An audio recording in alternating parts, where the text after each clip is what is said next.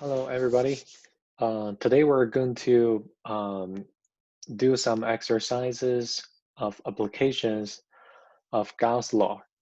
So in this lecture, we're going to learn how to use Gauss law and when to use Gauss law.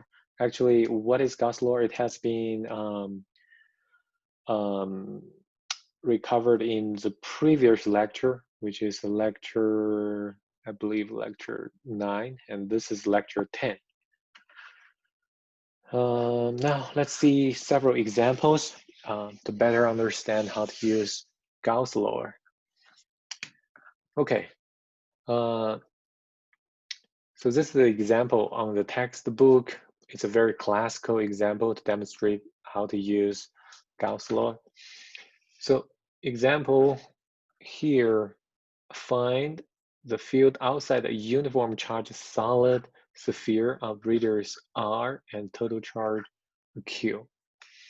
Let's say if you have sphere here, the radius is capital R and the charge is Q, and you want to calculate the electric field outside the sphere. Let's say somewhere here. If you want to calculate the electric field here, then you know the direction should be going radially out. If you want to calculate charge here, the electric field here, then the direction is something like that, radially going out. How to calculate the electric field here? What we can do is, let's draw a Gauss surface, which is a sphere centered at the origin. And the radius of this sphere or surface is small r. Okay, for this closed surface, based on the Gauss law, we know the flux or the integral of E times dA equals to Q over epsilon 0. This is the Gauss law. So Q is the charge inside.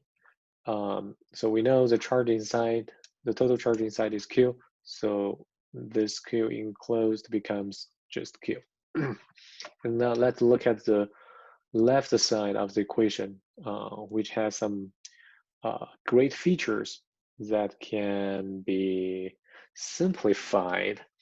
So first of all, E on this surface. So let's say E here, and E here, and E here. Let's say this is the E1, E2, E3. The magnitude of the E on the surface should be the same due to the symmetry of the surface. So the magnitude should be the same. The directions at different positions are different. However, magnitude is the same. And the magnitude, let's say it's magnitude of E on the surface. Then the integral becomes E times dA because this is a dot product. We know the direction of E is going out and the direction of dA is in the same direction with E. Let's say this is dA. So if dA and E, they're in the same direction, then the dot product becomes the magnitude of E and the magnitude of dA, and cosine theta. Theta should be 0, cosine theta should be 1, so it becomes E dot dA. So due to two features, the first one is symmetry feature. So the magnitude of E is the same at any place on the surface. Number two, the direction of dA and E, they're in the same direction. So the dot product becomes the magnitude product. Then the integral becomes in this form. And E, magnitude of E is let's say, is a constant, so you can take it out. So magnitude of E, and then integral of dA, which is magnitude of E times 4 pi r squared. It equals to Q over epsilon 0, because Q enclosed charge equals to Q, which is given in the question. So now you have this equation, then you can easily calculate the magnitude of E, which is 1 over 4 pi epsilon 0 times Q over r squared. And the direction of E is radially out. It's the unit vector of r.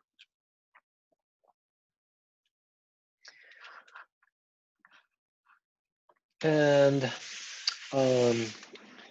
this is a simple example. If you want to try, you can try some a little bit more complicated example, which is similar to this example.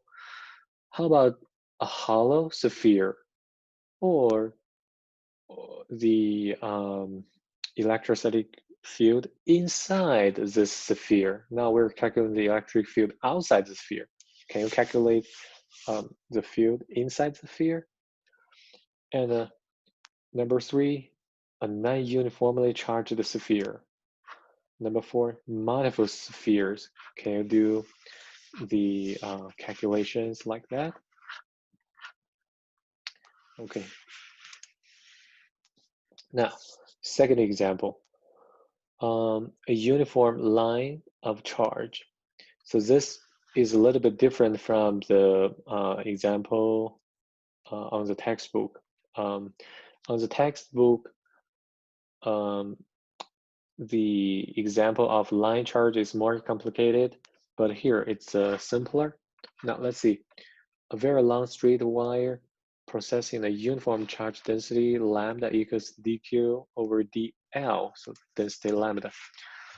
So the Gaussian surface, so what's the electric field surrounding the let's say the line? So what we can do is let's draw a sphere, sorry, a cylinder in this way surrounding the line, and the center of the cylinder is centered on the wire or the line. So what you can do is, if you want to calculate the charge or the electric field at the distance of r here, then you can do a surface in this way, which is in a cylindrical surface. So you will see E on this surface, on the side surface, they should be the same due to the symmetry of cylinder.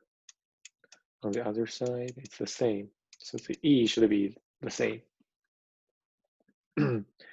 And on the two sides of the cylinder, the E is still going up. So if you consider the two sides or two ends of the surface, the direction of the surface dA is going left, but E is going up. So dA dot product E should be 0 because they're perpendicular to each other. However, if you look at dA here, this is dA on the side of this, let's see, dA here. This is the side, on the side of the cylinder. In this side of the cylinder, dA and E, they're in the same direction. So when you calculate E dot dA, then it equals to E times the area of the side of the cylinder, because they're parallel to each other. I mean, the E and dA, they're parallel to each other. So similar to this example, if you understand the previous example, then you can easily understand this example. In the line of charge, it becomes E times 2 pi R L. Okay, and then it equals to, of course, Q over epsilon 0, and the Q inside the cylinder is lambda L over epsilon. Then finally, E equals to 1 over 2 pi epsilon 0 times lambda over R. So this is the line of charge. So last example, a surface of charge. Now, if you have a plane surface, which is shown here, and if you have, if you want to calculate, let's say, okay, now this figure is not very clear. So this is the plane. It has some charges on the plane, and if you know the let's say the charge density on the surface or as the plane, and you want to calculate electrostatic field, let's say here with a distance,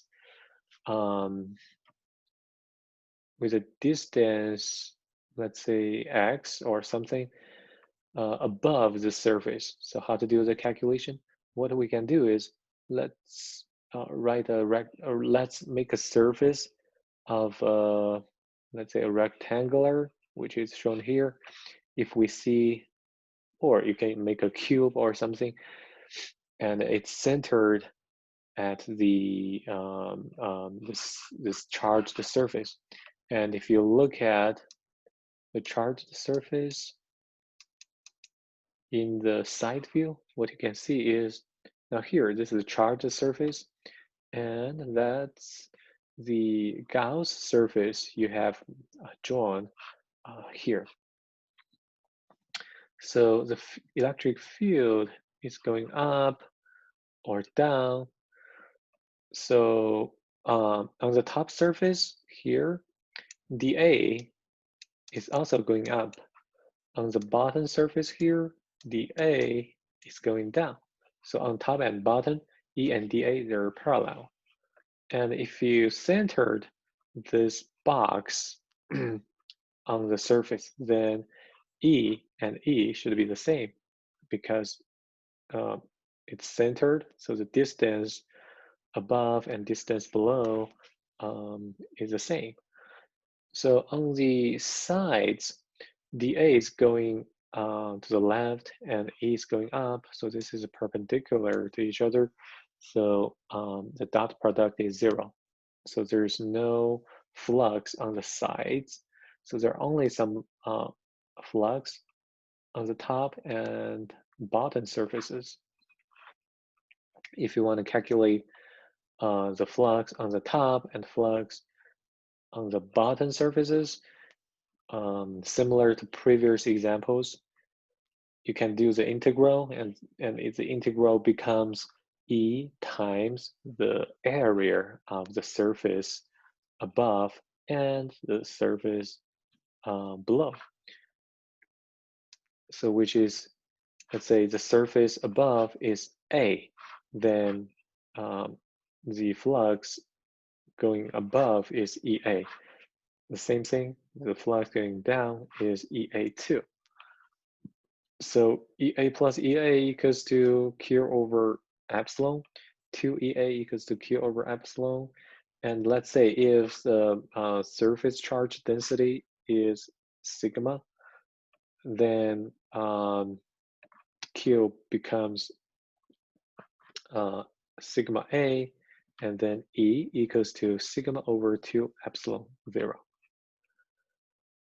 Why the E doesn't decrease by R? So you can see E is independent from R.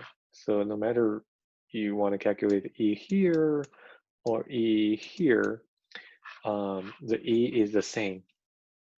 So this is because we're suppose this electrostatic, this is charged surface is infinity big, when it's infinity big, you can have this feature. The E above it or below it is a constant. So a summary of Gauss applications on 3 systems which has symmetries. So in sphere situation, E equals to Q over 4 pi epsilon 0 R squared. If it's a cylinder or a line, then that's linear symmetry. E equals to lambda over 2 pi epsilon 0 R. If it's a plane or area, then E equals to sigma over 2 epsilon 0.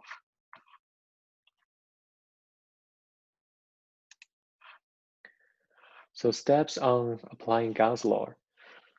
So when you solve problems which need to use Gauss law, so first you need to find E field produced by a charge distribution at a point of distance r from the center, and then decide which type of symmetry fit the problem. Is it a spherical symmetry or linear symmetry or a plane symmetry?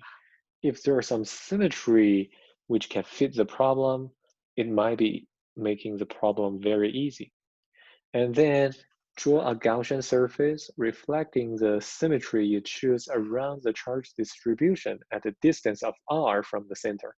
And then using Gauss law, obtain the magnitude of E. So that's the steps to applying Gauss law. Okay, so in this class, we introduce 3 examples of Gauss law. Please read your textbook. In your textbook, you have some different examples. Please read it and try to understand it. Okay, we will stop here. I'll see you next time.